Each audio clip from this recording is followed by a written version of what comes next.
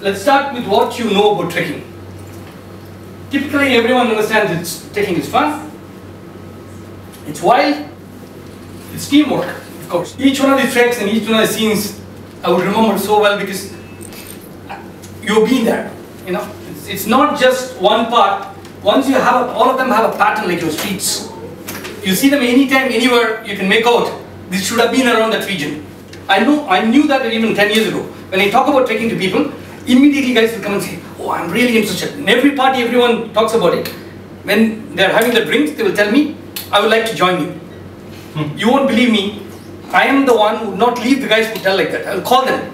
I'll call them once, I'll call them twice, I'll call them till 15 times till they say no, I'll call them. Well, only 1 out of 100 really takes it up. If out of this lecture, if one of you guys take up the trekking, I really love that. You know, so that's the idea of this. You know, it's beautiful, but you don't know how beautiful it is. Once you go there, it's all over-absorbing. It's not just the pictures the pictures are only 50% of what you really see on the treks. It's really amazing. It's not, you know. Second thing is huge. These are all the terms which you normally see.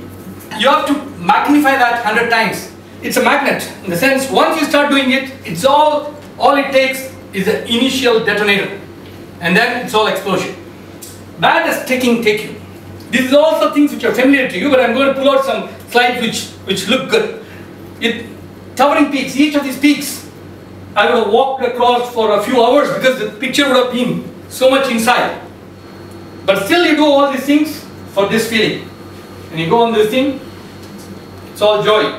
What you see at the back is Mount Kanchenjunga. In short, what do you learn? You learn survival, as you could see, because it's really, really lonely up there. Once you go, you have to realize, many people will realize for the first time what survival is. You learn to be all alone. The huts, but many times if you go on smaller groups, then just you 3, 4, you can pitch tents where you want and learn to be flexible and adaptable, right from bigger problems for Indians in general, men or women, is right from learning to use the loos in the wild and to, you know, carry very little and all this kind of stuff. It's real survival. Once you do that, then even I think that I used to be traveling, I'm traveling for the last 25 years on business. I became a better traveler because of my trekking. You pack less, you know, you have all the needed things, drop all the things which you don't want, which comes only after trek, because you'll go there, you realize the knickknacks which you have to have, what you cannot be without. We go on treks which are well planned, right from the important things like champagne to Swiss chocolate should be available till the end of the trek. So we will have it in such a way that it's all rationed. It's given only, you know, you want the champagne and this thing only after your dinner, you know. Nothing before that, till the time everyone will get at least one small bar of chocolate and a sip of champagne in cold weather. So it takes a reasonable amount of planning, and you have to also realize who might drop out. When somebody drops out, you have to carry at least the champagne to go to the top, all this kind of stuff. So, you know, because not everyone will get to the point where others reach, but your supplies should reach. I do non-technical treks. It needs good physical fitness, but no climbing. So whatever I do, all of you can do. The only thing is you have to be reasonably fit. Typical treks are between 5,000 and 6,000 meters. I've done some treks which are a little more than 6,000 meters. But less than 5,000 meters, it's no fun. At least your top point has to be like that. When you say in the Himalayas, if you do this kind of treks, you always would do many 5,000 meters in the same trek. You go up, and when you say, people say that I did how much of altitude gain in Europe, they'll say, in this trek I did about 4,000 meters of altitude climb. For him, you would have done 1 or 2 peaks and come off. In India, when you go, if you have done a 5,000 meter or this kind of a 5,200 meter trek, you would have done some 25,000 meter of altitude gain. Because you do 2,000 meters and then come to 1,800, then 3,000 meters and come to 2,000 meters, then you go to 4,000 meters and come. You do a lot of things before you come to your top point. So you totally, if you add up your total altitude gain during the trek, that would be really, really high. Normally, people should not be, the distances are a misnomer. People talk about, you could do 100 kilometers in 2 days. It's not a big deal. High altitude distances are totally different. People don't talk in terms of distance, they talk in terms of altitude gain. Did you do 1,000 meters today? Then you've done a lot of climb. If you're very fit, in between in the lower altitudes, like less than 4,000 meters, you can do 300 meters of climb per hour. That's a thumb yardstick.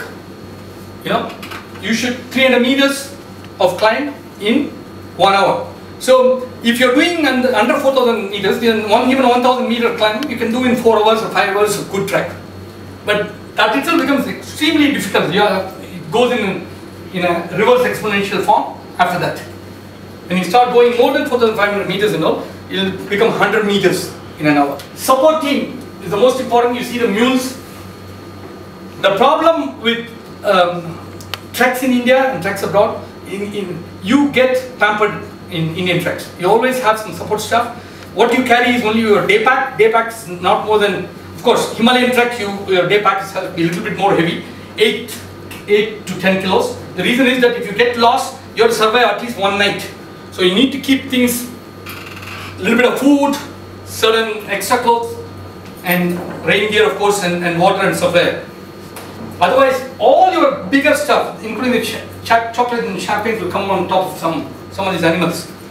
So this is not possible in the US, particularly. In Africa, you have people coming, porters coming with you, while in Europe, you have to do it yourself.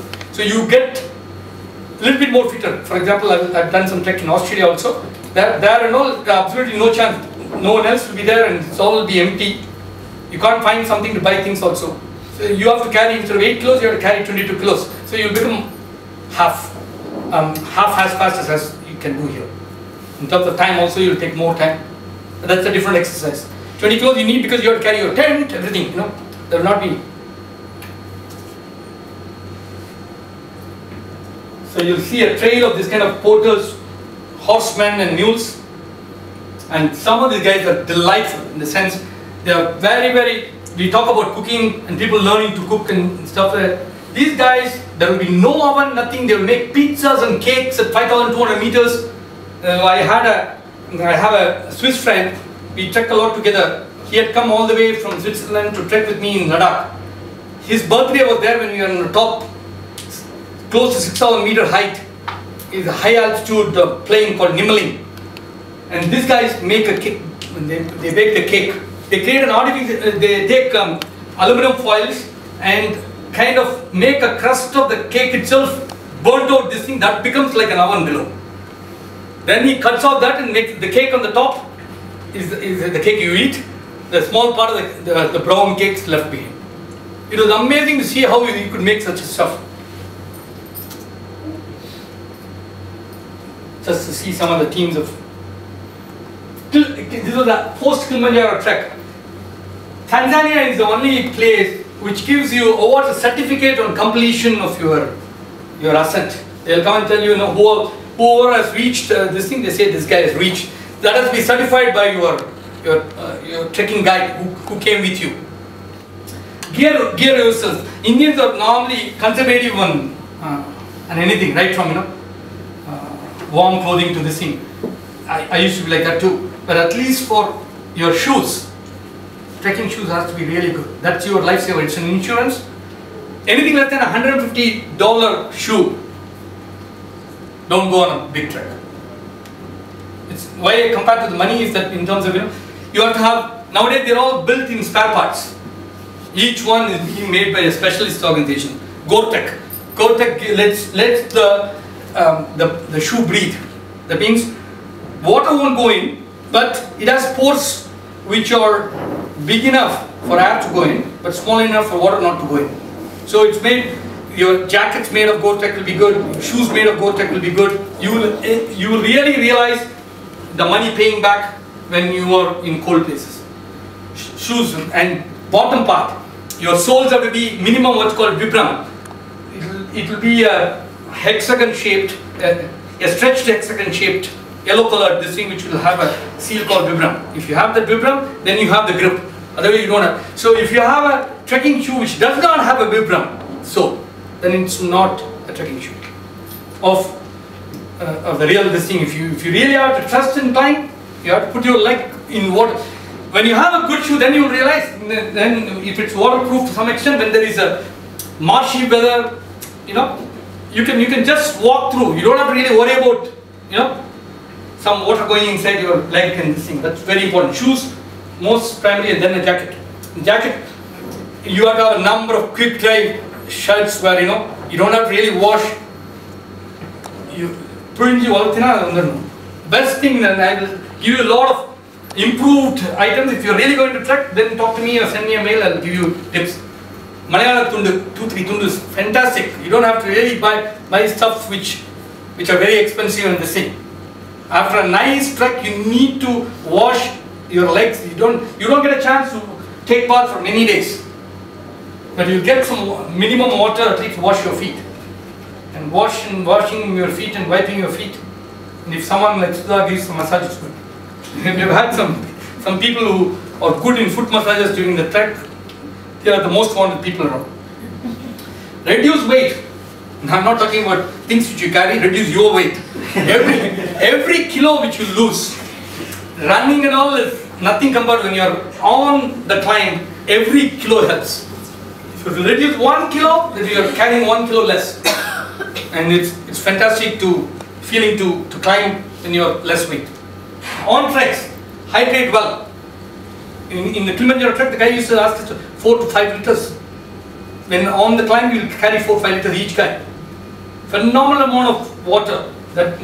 It also helps against neutralizing the altitude sickness, getting acclimatized also. But in the hydration, since I'm a runner, I hydrate even otherwise. What I would recommend is that at least 2 or 3 weeks before your trek, you start hydrating. When your body says it wants water, it's too late. You should make it already, you know, fully hydrated and ready. So 2-3 weeks before that, if you are already drinking 2-3 liters of water, start drinking extra 2-3 liters of water per day. And then set your own pace. This is, as I said, is a race with yourself. You walk at somebody else's pace, whether it's fast or slow, it's no good. You set your own pace. Neither walk too fast for the sake of other guy, or go slow because of other guy. Because if you go so slow, you'll start feeling a little bit cold and this thing, depending upon the weather conditions. So, you know, some amount of warmth you should have. So most times, especially after certain heights, it's all your own race. Start early. Mountains change very, very fast. One thing which is never changing is the change itself. So you don't let the weather escape. So when the weather normally is good in the morning, as soon as you wake up, the earlier you wake up is good. You start early, finish your trek. Most treks I like to finish by 12:01, I reach the next base, and now you can move around extra on that thing, or go for a spin like that lady and get lost. So one of these things, you know. The last one is don't give up. It's all mine. Many times it will say, you know, you wouldn't like. We talked about depressive. It will say that don't take the next step. It will say. But after all, it's your mind. You have to tell, shut it off and then keep going. And that's where some of the great trekkers who go on solo treks, we talked about Reinhold Messner. You know, they are amazing. They go on, he has climbed all the 8,000 meter peaks alone, solo treks. Going on solo treks was unheard of before him. And without oxygen. First with oxygen, with groups, with oxygen, solo, without oxygen. This is the last set of this thing. Overall trekking is amazing. This is Marka Valley again. Look at how it opens out in terms of beauty, in terms of colors and this thing. It's close to nature. It creates strong bonds. This guy I met only, I have some of my best friends or friends I've had for the last 20, 30 years kind of stuff. This guy I met first time only 7 or 8 years ago. But in trekking you always have a partner. You do things together. Just, you don't, even though you have a big group, you do the ascents together, you do the last leg together. So there are certain parts we have done together. And then you kind of start bonding with people very well when you're, because you have to do things where you kind of trust the other guy in terms of things which you do. Prepares you for challenges. Of course, you can see the terrain, how it is. It's a lot of mental and physical thing to finish that, you know. And finally becomes a passion.